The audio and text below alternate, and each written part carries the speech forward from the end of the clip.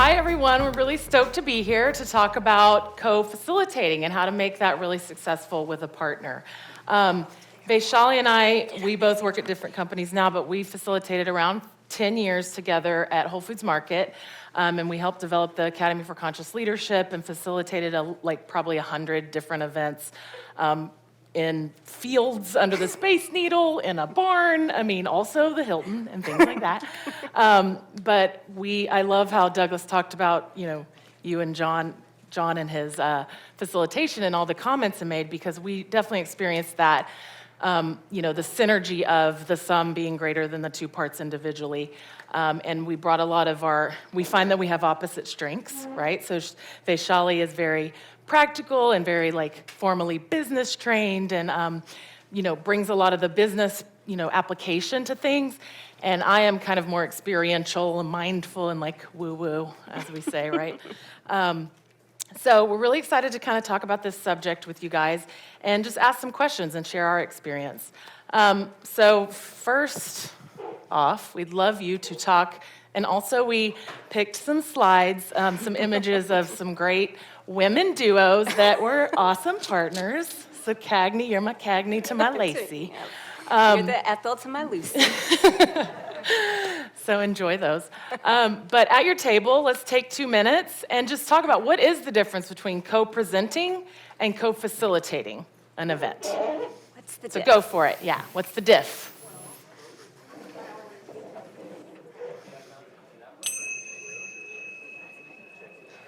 All right, finish up your convos. This is one of our little tricks that we like to use, the Tibetan bell, because it's way better than going, hello, excuse me, hey, okay, come back. You guys. But I did Solomon, I liked this thing. I'm stealing that. So what did you guys come up with? What are some things that came up in your group? Yes? Yeah, we're talking about how facilitation is dynamic and you have to react to the room and then changing plans in a way it's easier if you're just one person. Oh, so it can be challenging when you're working with another person to kind of change direction, which is needed when you're facilitating. Cool. Yeah, when you're co-presenting, much of the preparation is done ahead of time, and then you're executing. When you're co-presenting, much of the preparation is done ahead of time, and then you're executing when you're up there. But when you're co-facilitating, it's, like she said, dynamic. One is preparing while one is active, and you really complement each other in that you can keep it flowing much more easily.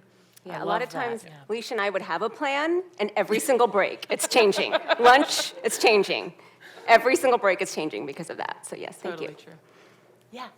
If one section has to lead into the next section, if your co-facilitator doesn't land that plane, it's really hard to take out the... This is about one section closing so the next section can open.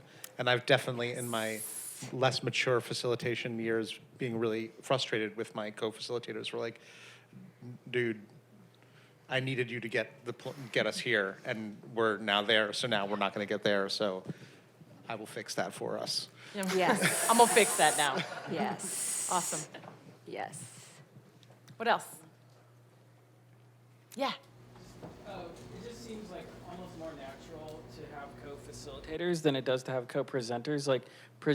Breaking up a presentation is kind of arbitrary, whereas co-facilitating, there can be different roles. There can be the observer and the actor, and it just feels more natural. Yeah, you can kind of flow it, connect the pieces a little bit more sometimes. Yeah. Thank you, Chris. In co-presenting, you usually are working from more or less of a script. In co-facilitation, I feel like you have the power to support each other in unscripted moments. I love that. Yeah. Yeah, Emily. Excellent. To build on that, when I think of co-presenting, you're putting on a bit of a show. You don't actually have to like each other or work well together. You just have to each stick to your part. Whereas in co-facilitating, you actually have to have a good working relationship to manage the room. Yeah, the room Absolutely. can feel it if you don't. I'm going to say your thing because you didn't say your thing, which is also, I often co-facilitate with a graphic facilitator. And I'm really relating, we are both facilitating this, and I'm doing this part and you're doing that part, but we are checking in on the breaks and designing together. Yes. I love that. Yeah. Excellent. One more thought? Yeah. Yeah, I just wanted to yes and what Daniel said. So even if your co-facilitator doesn't land it, if you have a conversational style, someone's taking point. on really owning the space. But sometimes, if you've done this a couple times, you know, oh, there's this interesting point that's going to add the texture that we need to actually connect the dots. And so that's also where the person can come in and help fill in gaps, yeah. you know, without taking over, just additive. Yeah, and I would add, really quick before we go to the next thing, we didn't plan this, but we're flexing, is that it's kind of the strengths thing, right? You find where your strengths line up and where they complement, and so it's almost like you can catch more of the perspectives and use language that reaches more people in the room, because I may say it one way, but Vaishali can go, and this, and then the people that have those different kind of ways of understanding things can understand and connect with the content more, right? So. Excellent. So we wanted to share a story about what this looked like for us. And in this story, my worst, and probably everybody's worst nightmare in terms of facilitation, actually happened. What is your worst nightmare when you think about facilitating? No one will participate? That is, it can get worse. Can get worse, yes.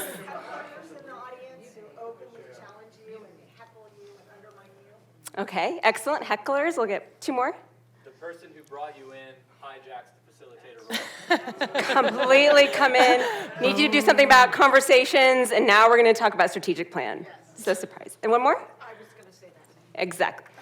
Mine's worse. And we'll talk about all of this here in a second. So the year was 2013. Leisha and I were called in to help the construction team at Whole Foods Market, the leaders of building our beautiful stores, for a strategic planning summit. So we had spent 4 months doing a stakeholder interview, working with the leaders so we wouldn't have that situation, getting the data. But this is also Whole Foods. So we have to think about how to get their hearts in the right place too, to overcome this challenge as well and to facilitate the strategic plan. So day before, her and I were doing all the things you do the day before. We left, we went to our separate homes. And then what happened in the morning? Well, I do want to add that there was a very crazy Texas storm that night, which will become very important in just a minute. Well, So remember that. So the next morning, you know, we agreed we're going to meet at 7. The thing starts at 8:30. You got to set up the room, the snacks, you know, the vibes, all that. So I get there at 7. I start setting up. Don't see Vaishali. So then, you know, 7:15. I'm like, okay, well, let me text her, but I'm sure she's on her way. And I'm just setting up, you know, put out the materials, set up the snacks. It's 8:15 now. I still don't see Vaishali. And so I'm just like, okay, I got to figure out what I'm going to do. And we definitely had split up the different roles very clearly. I didn't know all the things, the whole thing. Like, because you trusted me. Trusted you to do that your may parts. have stopped Yeah. that day. It went down 4 knockouts. No, it didn't. And so I was like, well, I got to kick this thing off. There's 50 people in here. They've traveled from all over the country to come and do this event. We've planned for months. This is the time. So I just wung it. I winged it. And I just jumped in there. We kicked it off. And meanwhile, Back in my apartment, it is 8:36, and I wake up. See, I told you. Mine was the worst. I was to be on stage at 8:30. That Texas storm, I was practicing with the rest ethic, and I don't sleep with the phone in my room, and so the Texas storm knocked out all of my electricity, including my alarm clock. And so I panicked, run down to Whole Foods. She gets everybody on a break. And the first thing she does is she gives me the biggest hug and says, "Are you okay?" Right. Are you going to cry? Are you crying yet? Oh, okay. I'm actually getting it all. And what that did to me, right? My amygdala is hijacked, right? This thing she did was the thing that I needed the most, right? And she set this tone of compassion, humility, and generosity. She didn't want a big parade because she did save the day. She never looked for recognition. She never looked to tell the boss. I'm the one who went to tell our boss. She never looked for any of that. simply because a lot of what is in place, a lot of what you all talked about, we had a shared purpose. Her purpose in that moment was to steward the group, not to have her ego lead the way, and not to be the hero of the story. And so when we ask about, so this kind of leads us to the next question I'd love for you all to talk about at your tables. What is the most important skill that you need as a co-facilitator? So give you a little bit to talk about that at your tables. So I'd love to hear 3 important skills that you need as a co-facilitator. Yes? Confidence. Excellent, in both of you. Yep. Listening. Yes. And trust. Excellent. So we're going to get right into an activity that will help you experience what this could look like. And to do this, I want you to just get into a pair. And when you get into your pair, find the person whose birthday is coming up next, and that person raise your hand. So pair and birthday and hand. Pair, birthday, and hand. Pair, birthday, and hand. Yes. If you're getting a piece of paper, please don't look at it and please don't share it. If you are getting a piece of paper, you are the architect. So you are my architects. If you are not getting a piece of paper, you are the builder. And my builders, I just need you to get a piece of paper and a pen. So architects have a design, the builders have a paper and pen. Okay, now I'd love for you all to sit back to back. Sit back to back. Thank you.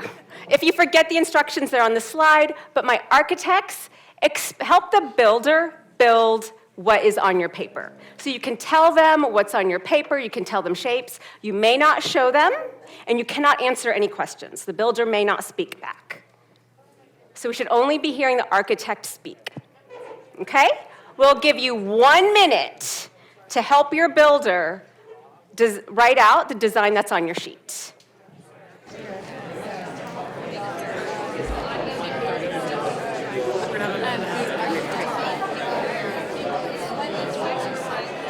Okay. Now turn around and show the architect, show the builder what the actual design was. Oh, wow. That's amazing. Do y'all like how quick this exercise is? We have 55 seconds. So what did this experience teach us about making, what can we use in this experience to take and make a successful co-facilitation experience? What did you, go for it. Forgiveness. Love it, forgiveness. Nice. Patience. You can't unknow something you already know, so you have to be very explicit. Ooh, you can't unknow something you already know, so you have to be very explicit. Yes. Any others? One more? Yeah. Active listening. Yes. And one more, last one.